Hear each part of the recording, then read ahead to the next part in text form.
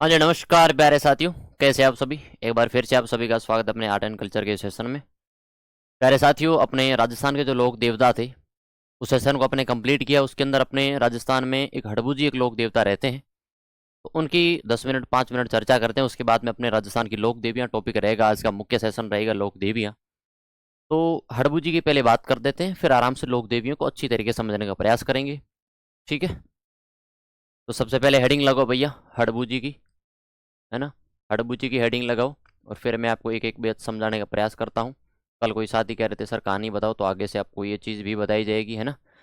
कोई बात नहीं, एक एक चीज़ें कंप्लीट करवाने का प्रयास करूंगा, है ना। आपके जो भी डाउट है उन डाउट को क्या है क्लियर करने का प्रयास करूंगा। चलो भाई, पहली बात हड़बू जी की बात करते हैं। तो हड़बू जी के जन्म से शुरू करते हैं। 1391 के अंदर उनका जन्म होता है, बुंडेल नागौर के अंदर। 1391 के अंदर उनका क्या होता है, जन्म होता है। तो यहाँ से अपन शुरू करते हैं उनके जन्म की प्रक्रिया। जन्म होता है 1391 ईस्वी, 1391 ईस्वी में। कहाँ पर होता है, कहाँ पर होता है, बुंडेल नागौर में। जन्म कहाँ पर होता है, बुंडेल नागौर के अंदर इनका क्या होता है, जन्म होता है प्यारे साथी। दूसरी बात, इन्होंने इनका जो जन्म होता है अगर तिथि के अनुसार देखा जाए, तिथि के अनुसार देखा जाए तो वो होता है भाद्रपद कृष्ण की षष्ठी को। भाद्रपद कृष्ण की षष्ठी को इनका क्या होता है, जन्म होता है। आगे ये बात समझ में। अगली हम जो बात करते हैं, अगली हम जो बात करते हैं, कमेंट थोड़े ऊपर करना। अगली हम जो बात करते हैं वो करते हैं इनकी समाधि की, है ना। दोनों चीज़ में साथ में लिख लेता हूँ। समाधि की, समाधि होती 1458 ईस्वी में, ईस्वी में। कहाँ पर होती है भैया, है ना, बेंगटी गांव में। कहाँ पर होती है, जो समाधि ली इन्होंने कहाँ पर, बेंगटी गांव अपने कहाँ पड़ता है, बेंगटी गांव पड़ता है फलूदी में, है ना। बेंगटी गांव फलूदी के अंदर इन्होंने क्या ली है भैया, समाधि ली है। आगे बात समझ में। ओके। हम्म, अगली बात जो हम करते हैं, उनकी जो समाधि होती है ना, ये रामदेव जी के 8 दिन बाद में समाधि होती है। रामदेव जी के 8 दिन बाद में इन्होंने क्या ली है भैया, समाधि ली है। तो 1458 ईस्वी के अंदर बेंगटी फलोदी के अंदर इनका क्या होती है भैया, समाधि लेते हैं। फिर हम जो बात करते हैं, फिर बात करते हैं इनके पिताजी का क्या नाम था। इनके पिताजी का क्या नाम था, तब अपन कहते हैं मेहराज सांखला, है ना। मेहराज सांखला इनके पिताजी का नाम था। मेहराज सांखला इनके क्या था, पिताजी का नाम था। अब मैं इनको रामदेव जी के साथ इनका क्या संबंध था, तो सबसे महत्वपूर्ण चीज ये रहती है कि रामदेव जी इनके मौसेरे भाई थे, है ना। रामदेव जी, रामदेव जी इनके मौसेरे भाई थे, इनके मौसेरे भाई थे। रामदेव जी इनके क्या थे, मौसेरे भाई थे। और रामदेव जी के कहने पर ही इन्होंने शस्त्र त्याग कर गुरु बालीनाथ जी, है ना, गुरु बालीनाथ जी से क्या ली है, दीक्षा ली है। यानी रामदेव जी के कहने पर, हड़बू जी ने रामदेव जी के कहने पर, हड़बू जी ने रामदेव जी के, रामदेव जी के कहने पर, कहने पर शस्त्र त्याग कर, शस्त्र त्याग कर, शस्त्र त्याग कर इन्होंने क्या कर दिया भैया, गुरु बालीनाथ से दीक्षा लेनी शुरू कर दी। गुरु बालीनाथ जी से, गुरु बालीनाथ से दीक्षा ली, बालीनाथ से दीक्षा ली। गुरु बालीनाथ से क्या ली भैया, दीक्षा ली। आगे बात समझ में। अगली हम जो बात करते हैं वो ये करते हैं कि रामदेव जी के कहने पर उन्होंने शस्त्र त्याग दिए और भैया गुरु से क्या ले ली, दीक्षा ली। अब पिता की मृत्यु के बाद में, पिता की मृत्यु के बाद में, पिता की मृत्यु के बाद में हड़बू जी बेंगटी गांव छोड़कर, बुंडेल गांव छोड़कर, हड़बू जी बुंडेल गांव छोड़कर, गांव छोड़कर फलौदी में रहने लगे। फलौदी में रहने लगे। कहाँ रहने लगे भैया? फलौदी के अंदर रहने लगे, है ना, फलौदी के अंदर रहने लगे। दूसरी बात, ये चीज़ें ध्यान रखना, इन चीज़ों को नोट डाउन कर लो और फिर अपन साथ साथ में चीज़ें कंप्लीट करते हुए चलेंगे। मैं यहीं से आपको इसी चीज़ से कनेक्ट करता हुआ चलता हूँ कि जब हड़बू जी ने क्या किया था, एक आपने नाम सुना होगा राव जोधा को, है ना, तो हड़बू जी ने राव जोधा को, या फिर ये लिख दो, हड़बू जी ने राव जोधा को, हड़बू जी ने राव जोधा को मंडोर जीतने का आशीर्वाद दिया, मंडोर जीतने का आशीर्वाद दिया, मंडोर जीतने का आशीर्वाद दिया, आशीर्वाद दिया। अब आप कहोगे मंडोर जीतने का आशीर्वाद इन्होंने कैसे दे दिया, इन्हें कैसे पता चला? तब अपन कह सकते हैं हड़बू जी भविष्यवक्ता थे, है ना, लिख दो भैया, हड़बू जी भविष्यवक्ता थे। हड़बू जी क्या थे? भविष्य वक्ता थे। हड़बू जी भविष्यवक्ता व शकुन शास्त्री थे, शकुन शास्त्री थे, है ना, हड़बू जी भविष्य वक्ता और शकुन शास्त्री थे, है ना। साथ ही साथ में इन्होंने आशीर्वाद दिया और साथ में क्या किया भैया? आशीर्वाद के साथ साथ में एक कटार भी भेंट की, कटार भेंट भेंट की, कटार भेंट की। और जब जब रावजोधा मंडोर को जीत लेता है ना, मंडोर जीतने पर, मंडोर जीतने पर, मंडोर जीतने पर हड़बू जी को, हड़बू जी को बेंगटी गांव, बेंगटी गांव, और बेंगटी गांव अपने कहाँ पड़ता है भैया? बेंगटी गांव पड़ता है फलौदी में। आगे बात समझ में? एक चीज नोट आउट कर लेना साथ साथ में, हाँ, एक चीज नोट आउट कर लेना, मंडोर जीतने पर हड़बू जी को बेंगटी गांव फलौदी, फलौदी क्या है? दान स्वरूप दिया, दान स्वरूप, दान स्वरूप दिया। आगे बात समझ में? और जब दान स्वरूप दिया तो यहाँ पे क्या बनाया जाता है? यहाँ पे क्या बनाया जाता है? यहाँ पे मंदिर बनाया जाता है। तो इस बेंगटी गांव में, इस बेंगटी गांव में, या फिर इसी प्रकार से लिख दो कि बेंगटी गांव में, बेंगटी गांव में हड़बू जी गाय चराते थे, गाय चराते थे। और इसी बेंगटी गांव में, इसी बेंगटी गांव में, बेंगटी में, बेंगटी गांव में 1721 में, 1721 ईस्वी में,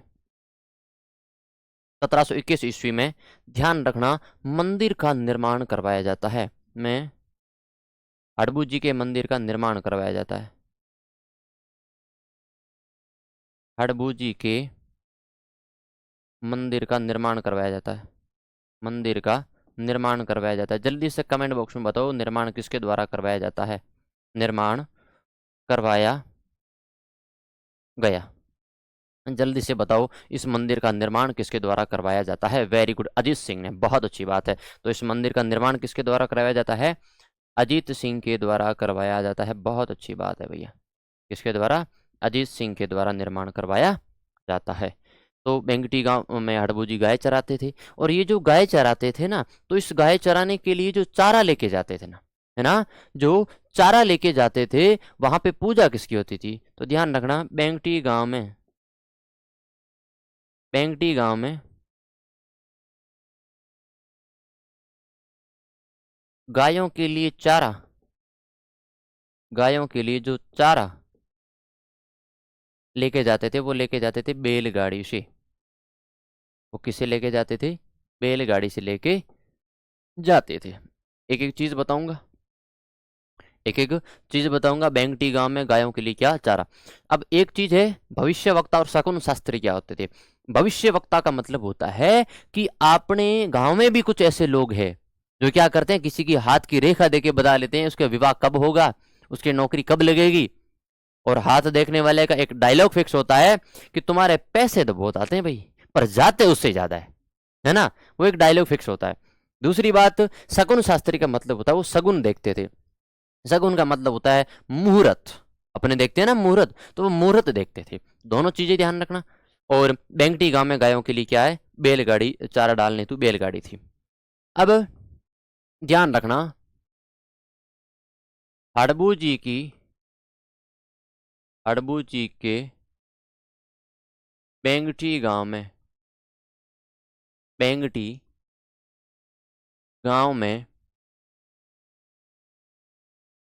मंदिर में, मंदिर में मूर्ति की जगह बैलगाड़ी की पूजा होती है। मूर्ति की जगह बैलगाड़ी की पूजा होती है। बैलगाड़ी की, बैलगाड़ी की पूजा होती है। बैलगाड़ी की पूजा होती है। आगे बात समझ में, बैलगाड़ी की पूजा होती है। कंप्लीट है ना, वेरी गुड, बहुत अच्छी बात है। हाँ, ये बात तो राइट है। इनके बैलगाड़ी को क्या बोलते थे, सिया बोलते थे, सियार नहीं सिया, है ना। इस बैलगाड़ी को क्या बोलते थे, सिया बोलते थे, है ना। और साइड के अंदर कॉर्नर में लिख सकते हो उनकी माता का नाम सौभाग्य देवी, है ना। अगर मैंने वहां नहीं लिखा है तो लिख दो सौभाग्य देवी,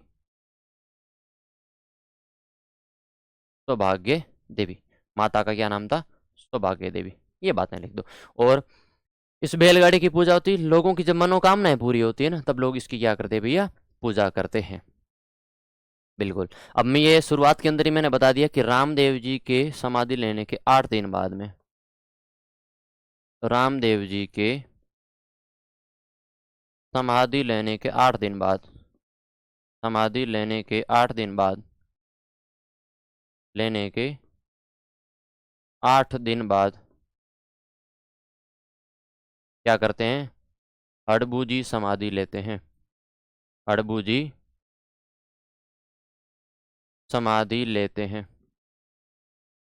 आश्विन, आश्विन कृष्ण की तृतीया को, हाँ छकड़ा गाड़ी कहते हैं, आश्विन कृष्ण की तृतीया को। तो हड़बू जी समाधि कब लेते हैं, है ना, आश्विन कृष्ण की तृतीया को, आश्विन कृष्ण की तृतीया को, आश्विन कृष्ण की तृतीया को ये क्या करते हैं भैया, समाधि लेते हैं। और ये समाधि कहाँ पे ली है ना, ये जो समाधि है ना वो कहाँ पे ली है अभी, बेंगटी गांव में ली है, बेंगटी गांव। और बेंगटी गांव कहाँ पड़ता है, बेंगटी गांव फलोदी में पड़ता है ना। ये थोड़ा सा लिख देना, बेंगटी गांव कहाँ पड़ता है, फलोदी में। हाँ, ओके, मेरे हिसाब से एक एक बातें कंप्लीट है, एक एक बातें कंप्लीट है। चलो, अब मेरे हिसाब से प्यारे साथी, लोक देवता के अंदर किसी भी शादी को कोई कम डाउट नहीं होगा। अगर आप लिखना चाहो तो दो अपने लिख सकते हैं, दो चीज़ें और लिख सकते हैं कि भैया बैलगाड़ी के रूप में पूजा, है ना, बैलगाड़ी के रूप में पूजा, बैलगाड़ी के रूप में पूजा किनकी होती है, बैलगाड़ी के रूप में पूजा किनकी होती है, तो होती है हड़बू जी की, है ना, हड़बू जी की, है ना। दूसरी बात अपन करें कि भैया बुलेट गाड़ी, बुलेट बाइक, बुलेट बाइक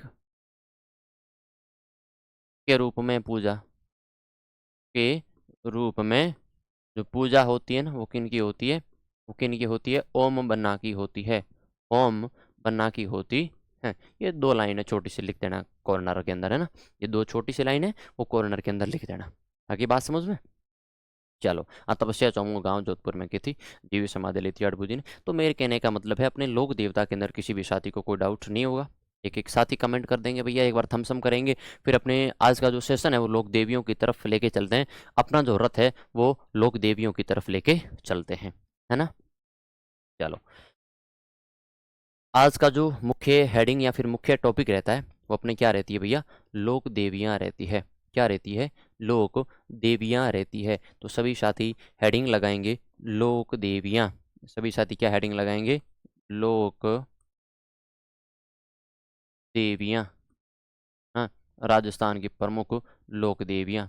जिस प्रकार से मैंने आपको लोक देवताओं की परिभाषा लिखाई, हाँ, जिस प्रकार से मैंने आपको लोक देवताओं की परिभाषा लिखी, उसी प्रकार से जिस प्रकार से समाज के अंदर कुछ महान पुरुष हुआ करते थे जिनकी लोक देवता के रूप में पूजा हुई, है ना, जिनके लोक देवता के रूप में पूजा होती है, है ना। हाँ, भाद्रपद शुक्ल की तृतीया। क्या बता रहे हो भाई?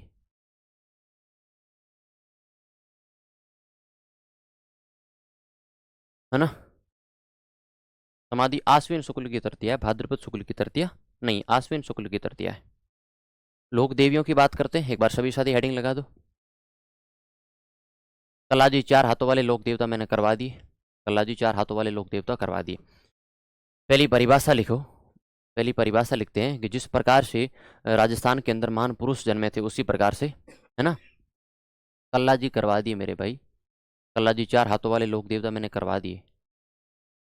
जिस प्रकार से कुछ महान पुरुषों ने जन्म लिया था उसी प्रकार से कुछ महान महिलाओं ने भी जन्म लिया था, जो राजस्थान के अंदर लोक देवियों के रूप में पूजी जाने लगी।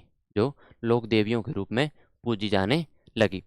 तो उसी प्रकार से जिन्होंने समाज के अंदर कुछ परिवर्तन करने के लिए, जिन्होंने समाज में कुछ परिवर्तन करने के लिए समाज में कुछ नया और कुछ चमत्कारी कार्य किए, है ना।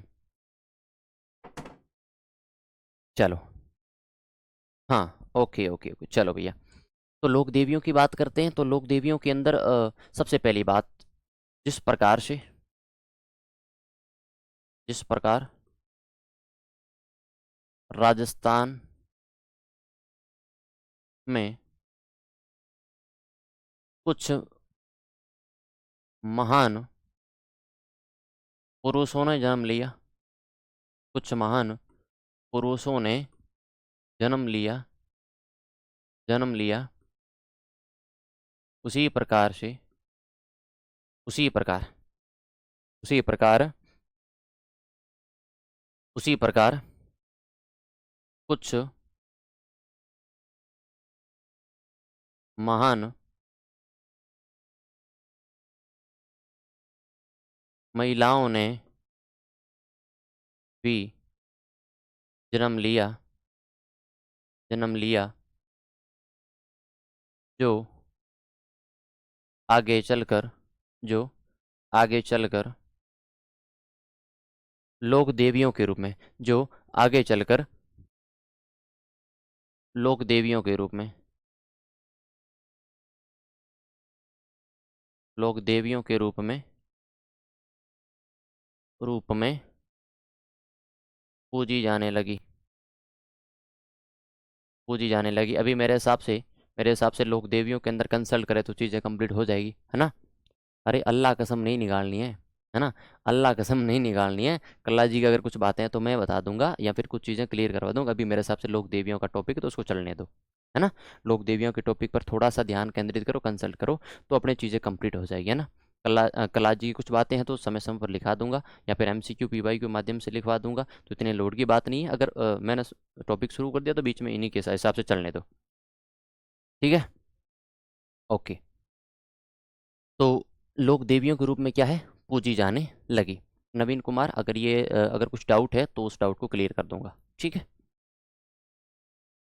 हड़बू जी का वाहन सियार नहीं था, इनकी जो वाहन था ना उसे सिया कहते थे। उसके वाहन जो बैलगाड़ी था ना उसको क्या कहते, सिया कहते थे। तो लोक देवियां, अब लोक देवियों को अगर अपन दो अलग अलग भागों में डिवाइड करें, एक हमारे सामने क्या रहती है, आपने नाम सुना होगा कभी न कभी, एक आपने नाम सुना होगा कभी, कुल देवी। एक क्या सुना होगा, कुल देवी सुना होगा। और एक इष्ट देवी सुना होगा। कुल देवी या फिर इष्ट देवी कहो, इष्ट देवी कहो या फिर आराध्य देवी कहो, इष्ट देवी कहो या फिर आराध्य देवी कहो। ये क्या होता है, क्योंकि ये आगे जाके अपन किसी वंश की ये लोक देवी को आराध्य देवी कहेंगे, किसी वंश की कुल देवी कहेंगे, है ना। तो इन चीजों को थोड़ा सा समझ लो।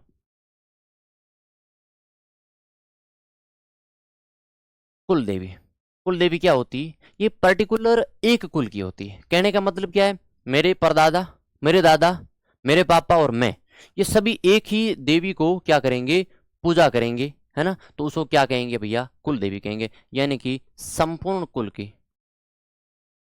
संपूर्ण कुल की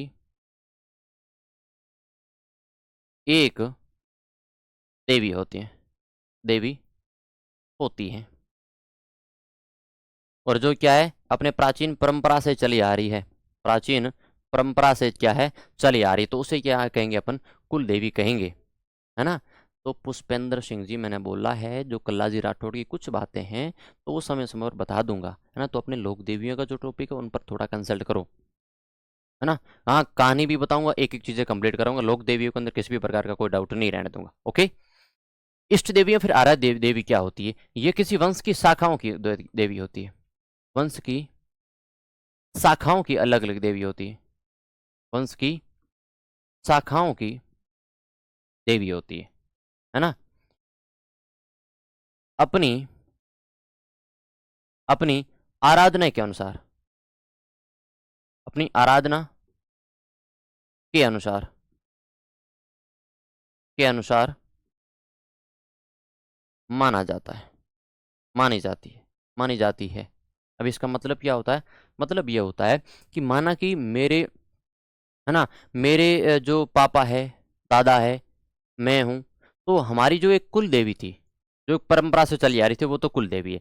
लेकिन मुझे किसी और देवी के अंदर आस्था हो जाती है, मुझे किसी और देवी के अंदर आस्था हो जाती है, तो वो क्या कहलाएगी, आराध्य देवी कहलाएगी या फिर इष्ट देवी कहलाएगी, है ना। तो थोड़ा सा इन पर कंसल्ट कर लो, अपनी चीजें कंप्लीट हो जाएगी। आगे बात समझ में। तो अपनी आराधना के अनुसार मानी जाती है, और वंश की शाखाओं की अलग अलग होती है, वंश की शाखाओं की देवी अलग अलग होती है, अलग अलग होती है ना। ओके। हम्म।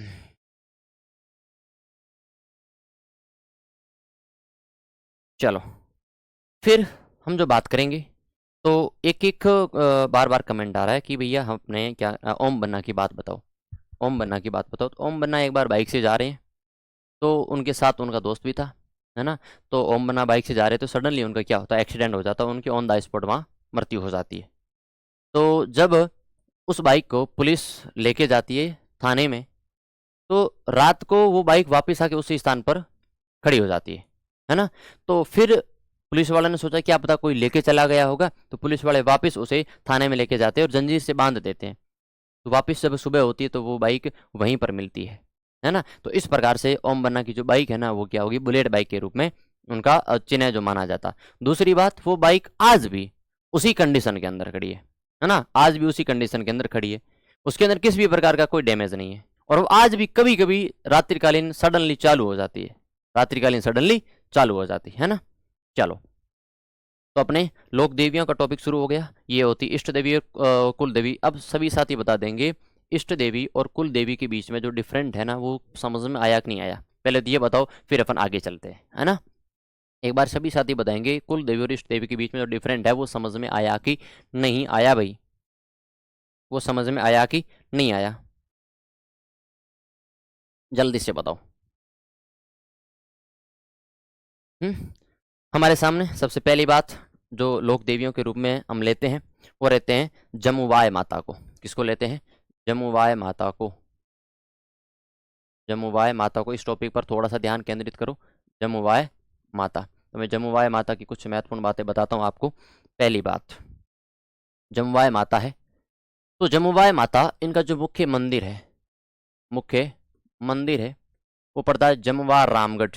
मुख्य मंदिर कहाँ पड़ता है, जमवा रामगढ़।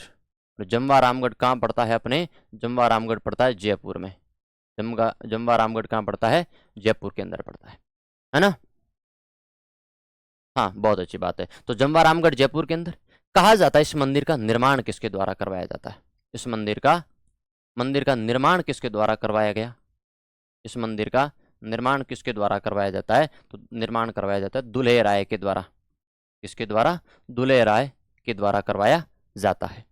अब ये दुल्हे राय कौन है, जल्दी से बताओ, who is Dulhe Rai, I am waiting for your answer. Dulhe Rai के द्वारा करवाया जाता है, और क्या है, बहुत अच्छी बात है, कछवा राजवंश की आराध्य देवी मानी जाती है। क्या मानी जाती है, कछवा राजवंश की, राजवंश की आराध्य देवी मानी जाती, कछवा राजवंश की आराध्य देवी मानी जाती है। जल्दी से लिख दो ये सारी चीजें भैया, है ना। चलो, दो चीजें लिखवा देता हूँ, एक मिनट, इसको थोड़ा सा डिफरेंट कर लो। मैं दोनों साथ में लिखवा देता हूँ यहाँ पे, यहाँ आपको साथ में लिखवा देता हूँ 2 चीज़। पहली, कछवा राजवंश की, कछवा राजवंश की कुल देवी,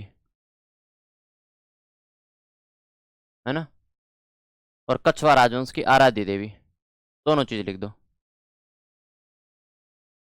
कछवा राजवंश की आराध्य देवी, आराध्य देवी, तो अलग अलग देवियों के नाम लिख देना, है ना। जयपुर के संस्थापक दुलेराय, बहुत अच्छी बात है। दुलेराय का दूसरा नाम अपने को क्या मिलता है? तेजकर्ण भी मिलता है, ये भी लिख दो भैया, तेजकर्ण को मिलता है ना, तेजकर्ण को। और अगर आपको दुलेराय के बारे में कुछ बातें बताऊं, दुलेराय के बारे में कुछ बताऊं तो लिख दो कछवा राजवंश का, है ना, कछवा राजवंश का,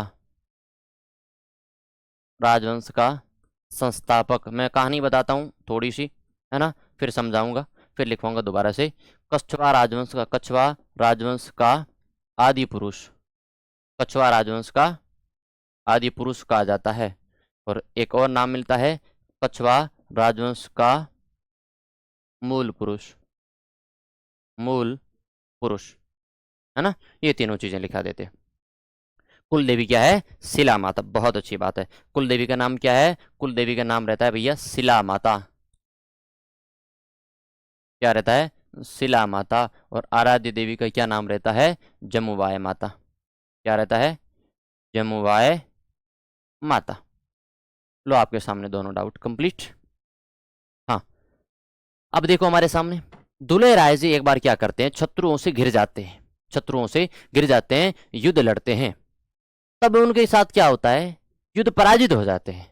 और आप सभी को पता है संकट के अंदर भगवान ही याद आते हैं, संकट के अंदर भगवान ही याद आते हैं। तो दुले राय जी ने अपनी माता को याद किया बड़े प्रेम भाव से, बड़े वात्सल्य भाव से, कि माता जी रक्षा करो, मुझे भगा भगा कर मारा जा रहा है, मुझे भगा भगा कर मारा जा रहा है। तो जब दुल्हे राय ने माता जी को याद किया तो जमवाय माता उन्हें, जमवाय माता एक सफेद धेनु के रूप में, सफेद गाय के रूप में क्या करती है?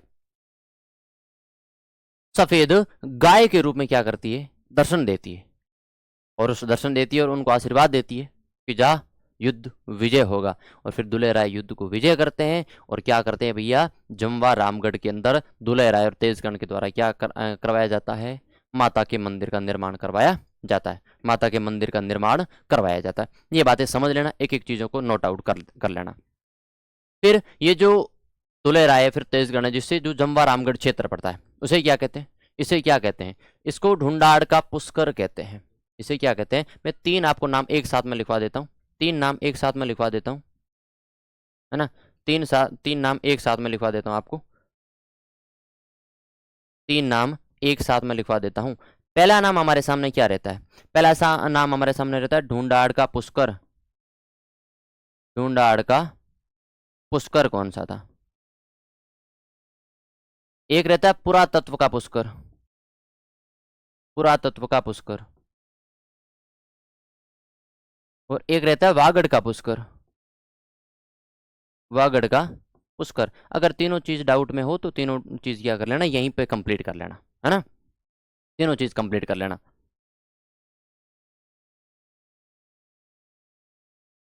कछवा वंश की कुल देवी जमुवाय माता है ना, तो कछवा वंश की कुल देवी, अच्छा, okay okay okay okay okay okay, ठीक है, ये चेंज कर लो, यहां लिख दो कुल देवी जमुवाय माता, और आराध्य देवी शिला देवी, है ना, शिला देवी, यहाँ पे सही लिखा था। चलो, तो ढूंढाड़ का पुष्कर किसे कहते हैं? ढूंढाड़ का पुष्कर किसे कहते हैं? जब भी सभी भैया कमेंट में बताऊंगे। ढूंढाड़ का पुष्कर कहते हैं किसे? ध्यान रखना, जमवा रामगढ़ को, जमवा रामगढ़। फिर अगली बात रहती है पुरातत्व का पुष्कर। अरे पुरातत्व का पुष्कर किसे कहते हैं? और वागड़ का पुष्कर बेणेश्वर को कहते हैं, बेणेश्वर। और पुरातत्व का पुष्कर किसे कहते हैं? गणेश्वर को, गणेश्वर को। तीनों चीज कंप्लीट हो जाती। हाँ, गलताजी जयपुर वाले मंकी मैन, हाँ जी, ये बात एकदम राइट।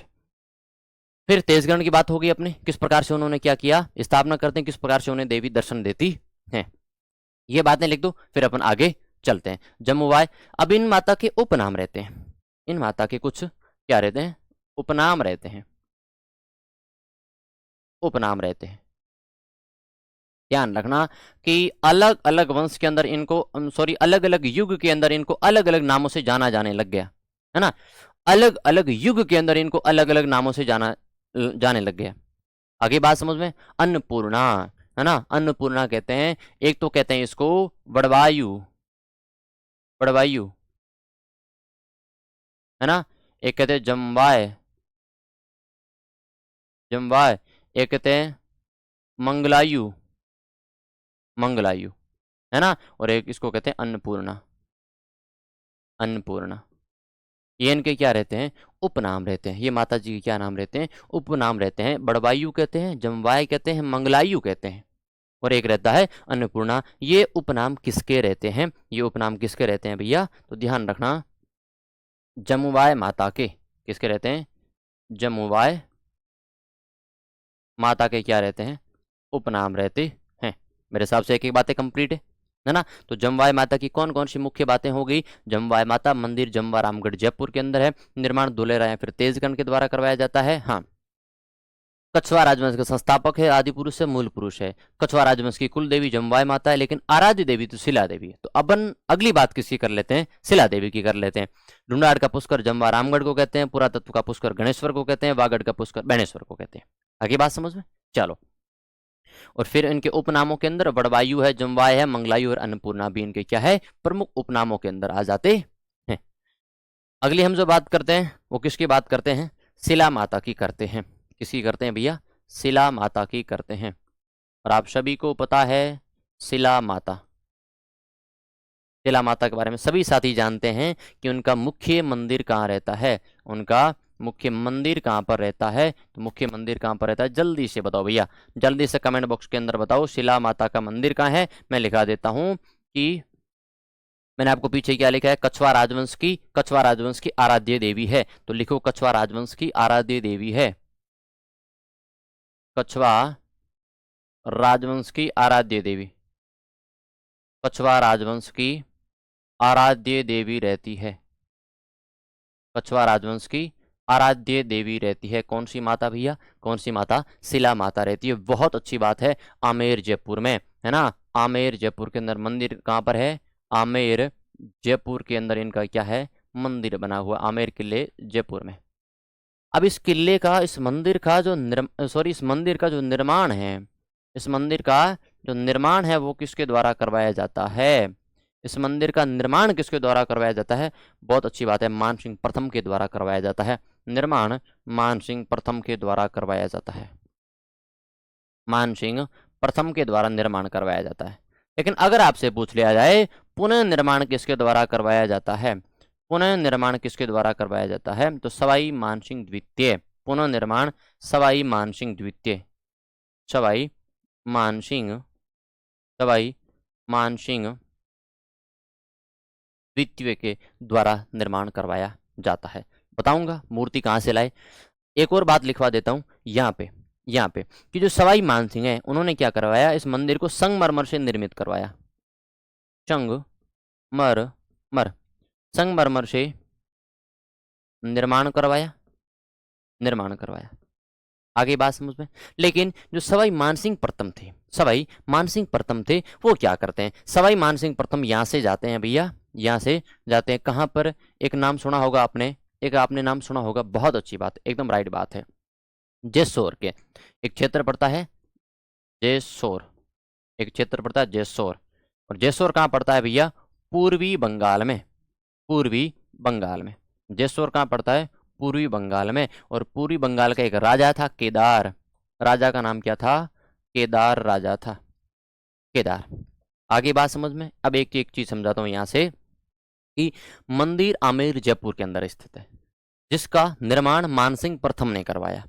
और जेसौर पूर्वी बंगाल का एक राजा था केदार, तो केदार को हराकर, केदार को क्या किया, हराकर, केदार को हराकर माता की मूर्ति माता की मूर्ति बंगाल से आमेर में स्थापित कर दी, है ना। बिल्कुल लिखाता हूं, माता की मूर्ति, माता की मूर्ति, माता की जो मूर्ति है वो बंगाल से आमेर स्थापित कर दी, बंगाल से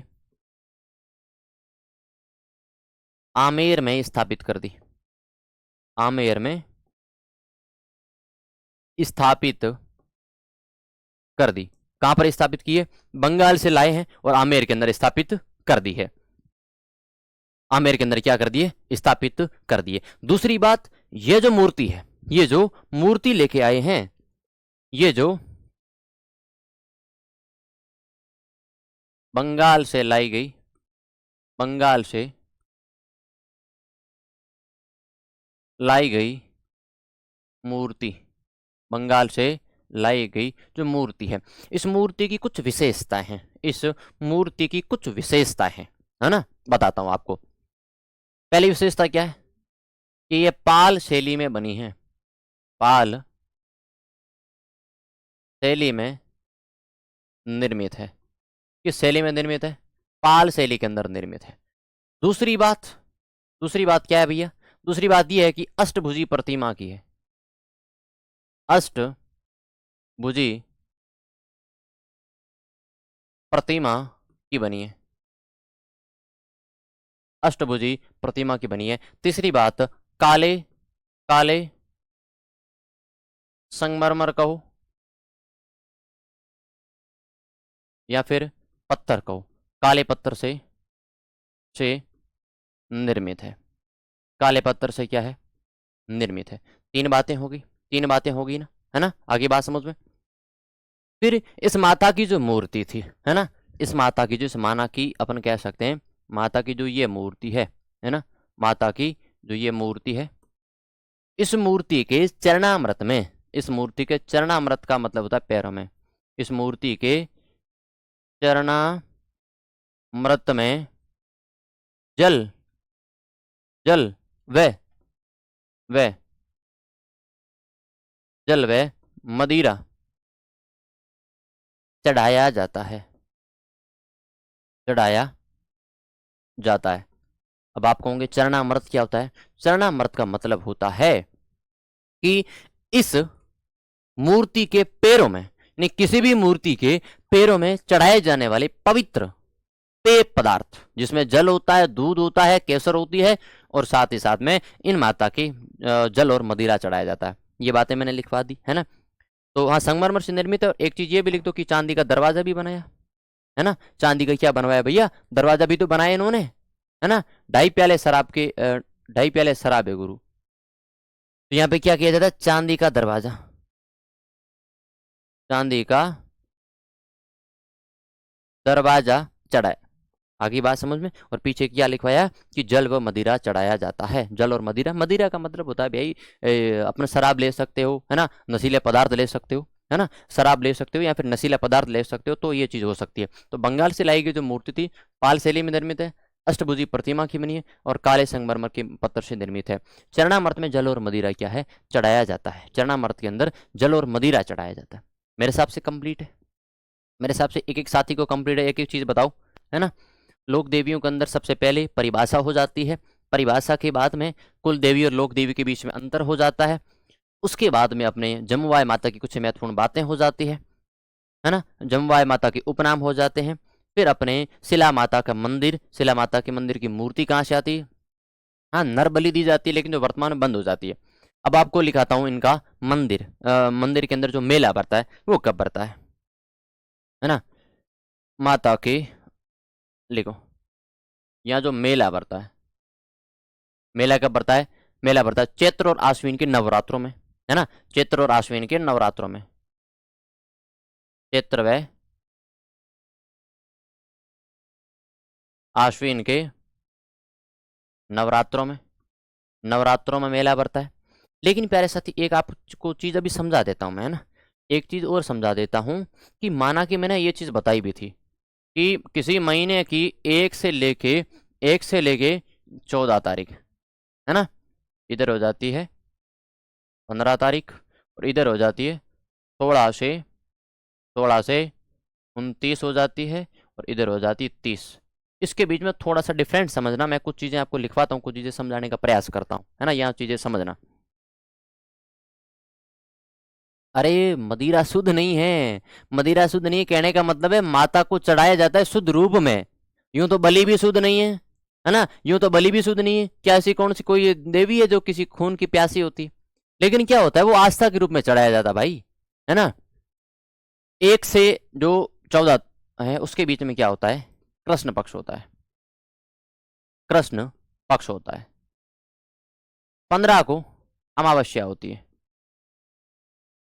अमावस्या होती है। 16 से 29 के बीच में शुक्ल पक्ष होता है, शुक्ल पक्ष होता है। और 30 को पूर्णिमा होती है, 30 को क्या होती है, पूर्णिमा होती है। ये तो बात समझ में आ गई, ये तो बात समझ में आ जाती। लेकिन आपको एक और चीज लिखा देता हूं, एक और चीज लिखा देता हूं। ये जो अपने नवरात्रा है, ये जो आपने लिखा है नवरात्रा, ये नवरात्रा कब होते हैं? ये एक तो होते हैं शुक्ल पक्ष में, ये कब होते हैं? शुक्ल पक्ष के अंदर क्या होते हैं? नवरात्रा होते हैं। तो शुक्ल पक्ष के अंदर नवरात्रा होते हैं, जिसके अंदर से क्या लिख सकते हैं, शुक्ल पक्ष के अंदर एकम से नवमी के बीच, एकम से एकम से नवमी के बीच में, एकम से नवमी के बीच में क्या भरते हैं? नवरात्रा भरते हैं। क्या भरते हैं? नवरात्रा, जिसे अपनी भाषा में कहते हैं नौरता, जिसे क्या कहते हैं? नवरात्रा। आगे बात समझ में? तो ये इस प्रकार से थोड़ा सा रहता है, इस चीजों को समझना अच्छी तरीके से, ये बात नोट आउट कर लो। ये चीज मेरे हिसाब से थोड़ा सा लिखना है ना, इस चीज को थोड़ा अच्छी तरीके से लिखना, क्योंकि ये सवाल पूछा जाता है बार बार, है ना। मतलब इसमें सवाल नहीं है लेकिन कंफ्यूजन होने का तरीका है, तो अपने को कंफ्यूज नहीं होना, कुछ चीजें तो अपने क्या हो जाती है, क्लियर हो जाती है। एक बार सभी साथी थम्सअप कर देंगे, एक बार सभी साथी थम्सअप कर देंगे, फिर अपन आगे की बात करते हैं, फिर अपन आगे की बात करते हैं। शीतला माता की बात करते हैं, है ना। सील की डोंगरी चाकसू जयपुर के अंदर इनका क्या है? मंदिर बना है। एक एक बातें लिखो, चलो। पहली बात, आपने नाम सुना होगा शीतला माता, है ना, शीतला माता। इन माता की बात करते हैं, शीतला माता की मुख्य मुख्य जो बातें हैं ना, शीतला माता की मुख्य मुख्य जो बातें, उन बातों को समझने का क्या करते हैं भैया, प्रयास करते हैं। मैं आपको एक एक चीज समझाने का क्या करूंगा, प्रयास करूंगा। एक बार सभी साथी थम्सअप करेंगे तो मैं भी समझ जाऊंगा कि मेरी बातें आपको क्या समझ में आ गई, है ना। एक बार जितने भी साथी वो थम्सअप कर देंगे, है ना। अब पहली बात यहां से आपको बता देता हूं, पहली बात यहां से कुछ चीजें आपको समझा देता हूं कि भाई किस प्रकार से उनके मंदिर रहते हैं, किस प्रकार से उनकी क्या चीजें रहती हैं, है ना। ये चलो ये यूं ही बना देते हैं। आपने आपने कभी सुना होगा,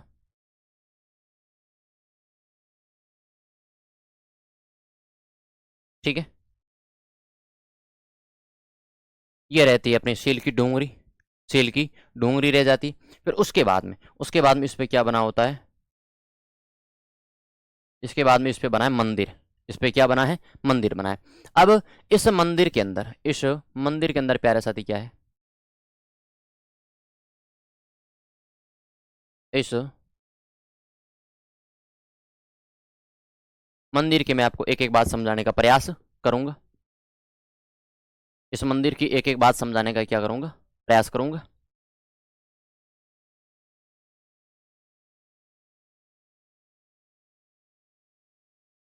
ये बातें रहती है हमारे सामने, कुछ महत्वपूर्ण बातें, है ना। इन बातों को थोड़ा सा समझ लेना ताकि मेरे हिसाब से क्या हो जाए, चीजें कंप्लीट हो जाए। यहाँ पे प्यारे साथी ये सील की डोंगरी, ये क्या है? सील की डोंगरी है, तो यहाँ पे लिख सकते हो सील की डोंगरी, सील की डोंगरी है। ये सील की क्या है? डोंगरी बनी है। और यहाँ पे आप लिख सकते हो, और यहाँ पे माता की क्या बनी है? यहाँ पे माता की बनी है मूर्ति, यहाँ पे माता की क्या है? मूर्ति, जो क्या है? खंडित खंडित पत्थरों के रूप में है, जो क्या है? खंडित पत्थरों के रूप में है। ये क्या है? खंडित पत्थरों के रूप में, तो लिख दो भैया शीतला माता। ये क्या हो जाती है? शीतला माता हो जाती है ना।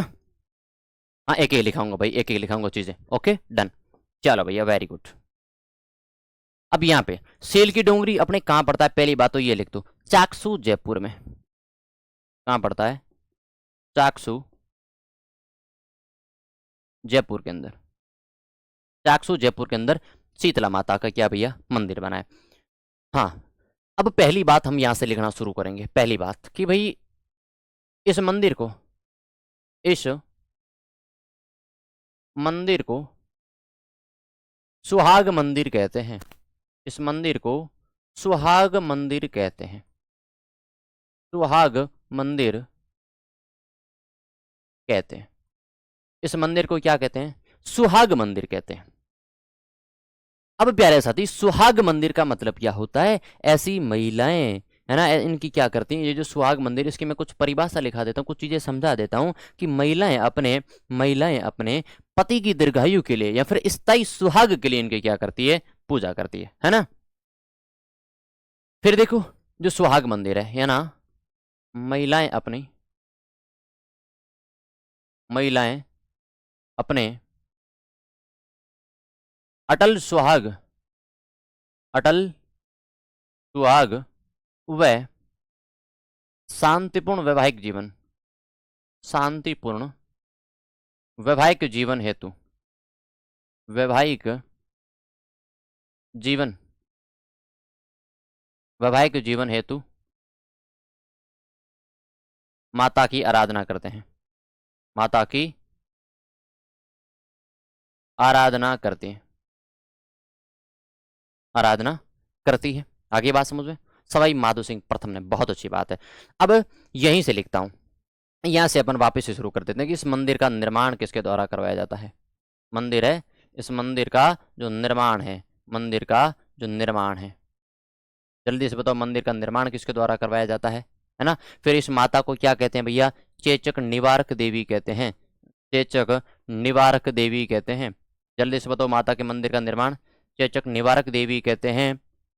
बच्चों की संरक्षिका कहते हैं, है ना, बच्चों की संरक्षिका कहते हैं। बच्चों की संरक्षिका देवी कहते हैं। बच्चों की संरक्षिका देवी कहते हैं। और राजस्थान में इसे शेड्डल माता भी कहते हैं। राजस्थान में इसे और अन्य नाम से किस नाम से जाना जाता है? शेड्डल माता भी कहते हैं। शेड्डल माता भी कहते हैं। जल्दी से बताओ, मंदिर का निर्माण किसके द्वारा करवाया जाता है? मंदिर का निर्माण सवाई माधो सिंह प्रथम के द्वारा। बहुत अच्छी बात है। मंदिर का निर्माण किसके द्वारा करवाया जाता है? सवाई माधो सिंह प्रथम, सवाई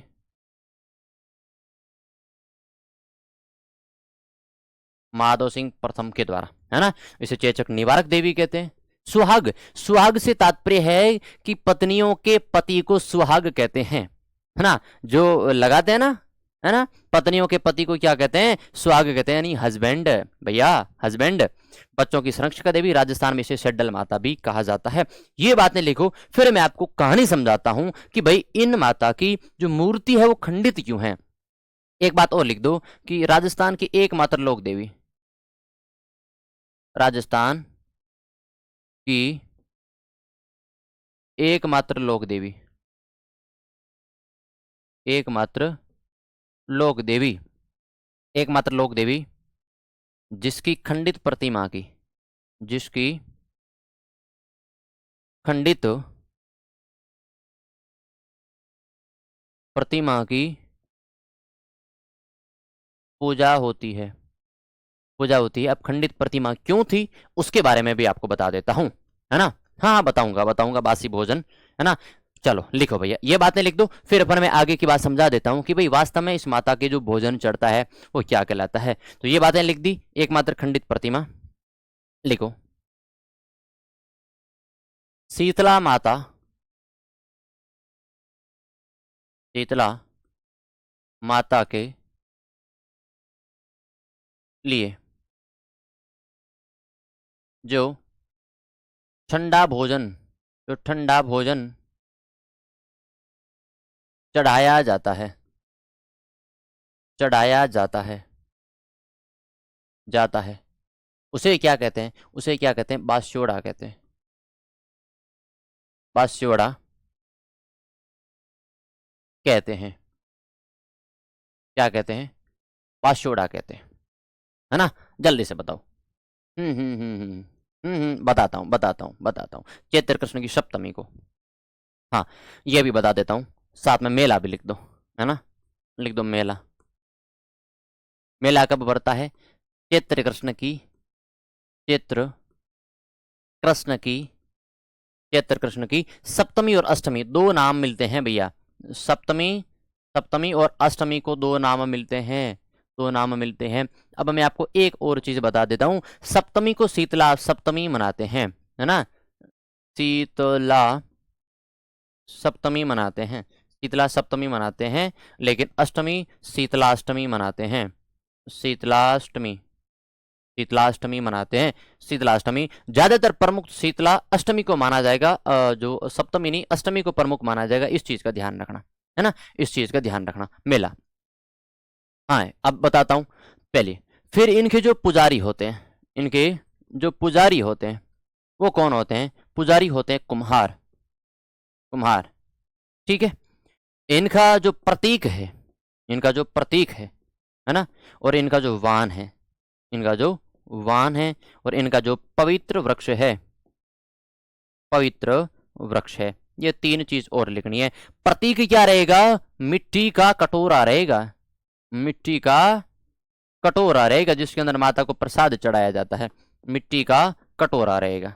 आगे बात समझ में? फिर वाहन क्या रहेगा? वाहन गदा रहेगा, वाहन क्या रहेगा? गदा रहेगा। पवित्र वृक्ष क्या रहेगा भैया? खेजड़ी रहेगा, पवित्र वृक्ष क्या रहेगा? खेजड़ी रहेगा। पुजारी कौन थे? कुम्हार जाति के थे। जलता हुआ दीपक और मिट्टी के बर्तन, हाँ जी बिल्कुल एकदम राइट बात है। पवित्र खेजड़ी है, प्रतीक मिट्टी का कटोरा कह सकते हो, या फिर अन्य बर्तन भी कह सकते हो, अन्य बर्तन भी कह सकते हो, कोई इश्यू नहीं है। तो शीतला सप्तमी और शीतलाष्टमी को उनका क्या पड़ता है? मेला। इस मेले के अंदर जो ठंडा भोजन होता है, इस मेले में जो ठंडा भोजन होता है, या फिर प्रसाद के रूप में जो शीतला सप्तमी अष्टमी को जो ठंडा भोजन चढ़ाया जाता है, उसे क्या कहते हैं? बाशोड़ा कहा जाता है। क्या कहा जाता है? बाशोड़ा कहा जाता है। मिट्टी का बर्तन, कटोरा बर्तन, और एक साथ ही दीपक लिखता तो दीपक भी लिख दो, है ना, लेकिन ज्यादातर प्रमुख इसको ही माना जाता है। तो ठंडा भोजन क्या कहलाता है? बाशोड़ा कहलाता है। वाहन गदा हो गया, वाहन गदा हो गया मुकेश भाई, वाहन क्या हो गया? गदा हो गया। ये बात नहीं लिखो। फिर मैं आपको लिखाता हूं कि कागा जोधपुर की पहाड़ी के अंदर, है ना, इनका एक अन्य मंदिर है, अन्य मंदिर लिखवाता हूं। अन्य मंदिर कहां पड़ता है? कागा की पहाड़ी जोधपुर, कागा की पहाड़ी जोधपुर। बताता हूं खंडित प्रतिमा क्यों है। कागा की पहाड़ी जोधपुर, जोधपुर, है ना। प्यारे साथी, कहा जाता है, कहा जाता है कि मारवाड़ का, मारवाड़ जोधपुर का एक शासक था, मारवाड़ जोधपुर का एक शासक था, जोधपुर का एक शासक था विजय सिंह। क्या नाम था? विजय सिंह। कहानी समझना, छोटी सी कहानी है, छोटी सी कहानी है कि मारवाड़ जोधपुर का जो शासक था वो क्या था? विजय सिंह था। विजय सिंह के पुत्र को चेचक रोग हो जाता है, और उस चेचक रोग से उसके पुत्र की मृत्यु हो जाती है ना। है ना। तो मारवाड़ जोधपुर का जो शासक है विजय सिंह, विजय सिंह के पुत्र को चेचक रोग हो जाता है, पुत्र को क्या हो जाता है? चेचक रोग हो जाता है। और चेचक रोग होने से वो माता पर गुस्सा करता है, माता पर क्या करता है? गुस्सा करता है। और माता की जो कागा पहाड़ी जोधपुर के अंदर जो मंदिर बना था, उस मंदिर के अंदर जो मूर्ति थी, उस मूर्ति को पहाड़ी से नीचे फेंक दिया, पहाड़ी से नीचे फेंक दिया। पहाड़ी से नीचे फेंकने पर मूर्ति क्या हो जाती है? खंडित हो जाती है। और तब से माता की जो प्रतिमा है वो खंडित अवस्था के अंदर क्या है? पूजी जाती है ना। ठीक है, हाँ चलो आगे बात समझ में। तो माता जी की खंडित प्रतिमा की पूजा क्यों होती है वो भी आपको समझ में आ गया। और ध्यान रखना, शासक कौन था? विजय सिंह था, है ना, विजय सिंह। तो उसकी बात ये इस प्रकार से लिख दो कि विजय सिंह था, है ना, विजय सिंह। तो विजय सिंह के पुत्र को क्या हो जाता है? पुत्र को हो जाता है चेचक रोग, है ना, चेचक रोग हो जाता है। उस चेचक रोग से क्या हो जाती है? पुत्र की मृत्यु हो जाती है ना। तो विजय सिंह क्या करते हैं? माता पर गुस्सा करते हैं, गुस्सा करते हैं, और माता की मूर्ति को, माता की मूर्ति को क्या करते हैं? पहाड़ी से नीचे फेंक देते हैं, पहाड़ी से फेंक देते हैं, पहाड़ी से फेंक देते हैं। और फेंकने से जो मूर्ति क्या हो जाती है? खंडित हो जाती है। और उसी खंडित अवस्था के अंदर क्या माता की मूर्ति होती है? आज खंडित मूर्ति की क्या होती है? पूजा होती है। आगे बात समझ में?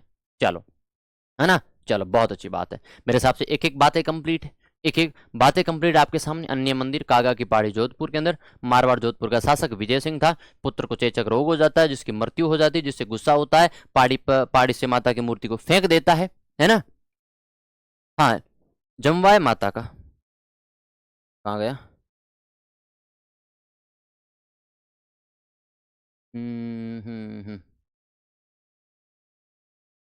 चलो ठीक है भाई, ये बातें लिख दो, है ना। फिर एक एक बातें आपको क्या समझाने का प्रयास करता हूं। इनके मंदिर में दीपक नहीं जलाते ना सर भाई, इनके जो प्रतीक के रूप में है ना, इनके प्रतीक के रूप में भी क्या माना जाता है? मिट्टी का कटोरा, बर्तन और दीपक माना जाता है। आगे बात समझ में? तो मेरे हिसाब से एक एक बातें आपकी कंप्लीट है। कुछ बातें बची है ना, कुछ बातें बची है। और कोई साथी कह रहा है सर मेला, मेला भी मेरे हिसाब से है ना साथ साथ में लिखवाता रहूंगा, लेकिन अगर किसी भी साथी को डाउट रहा तो मैं मेला एक साथ में लिखवा दूंगा ना, एक साथ में लिखवा दूंगा, या फिर मेला साथ साथ में लिखवाता रहूंगा। बाकी की बातें करेंगे कल। आज का सेशन कैसा रहा एक कमेंट जरूर कर देना, जल्दी से बताओ, जल्दी से बता दो भैया आज का सेशन कैसा रहा, है ना। फिर ये अपनी सारी चीजें क्या हो जाती है, कंप्लीट हो जाती है। आई am waiting for your response, I am waiting for your response. Session कैसा रहा जल्दी से बताओ, है ना। फिर सेशन को समाप्त करते हैं, फिर सेशन को समाप्त करते हैं। जल्दी से बताओ भैया, है ना, जल्दी से बताओ, जल्दी से बताओ।